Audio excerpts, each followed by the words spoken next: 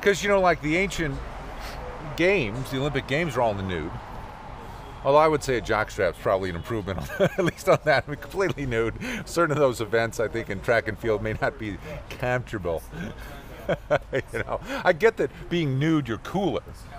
You know, you're not wearing a uniform, so you're all hot. Particularly if it's like some kind of blend. But I don't think they had rayon or polyester back in the ancient Greek days. But nonetheless, I think you need something to hold your, you know, your boys in place. Really?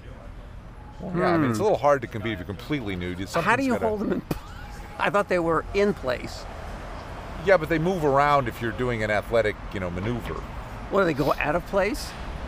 What, do you find them someplace? They bang around. You find them in some place? Some other place? Other than the place they normally are you a guy? Inhabit? Are you a guy? Are you a guy? You have experience with that kind of equipment? That kind of equipment gets loose and bangs around, and it's not comfortable. Okay? They need to be held in place. That's why they invented the jock strap. That's why they call them jocks, for jock strap. I don't know what the ancient Greeks did when they were nude running around with, you know, banging. Makes you wonder, huh? It can't be comfortable. Well, seems like a lot of the ancient people didn't have jock straps. This is the conversation. Well, what did they do? What did they do when they were doing the Olympics and they were nude in the Olympics? And they didn't wear a jock strap. How did they stay comfortable? That sounds to me like you'd have a problem. Why? Because your boys are, you know, getting out of their zone.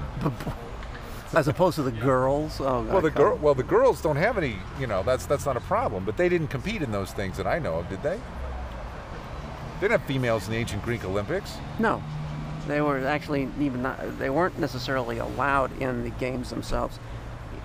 But I think females eventually. Well, I think females should be allowed in the games to go get the food and the beer. And to fluff the weak egos of the athletes and competitors.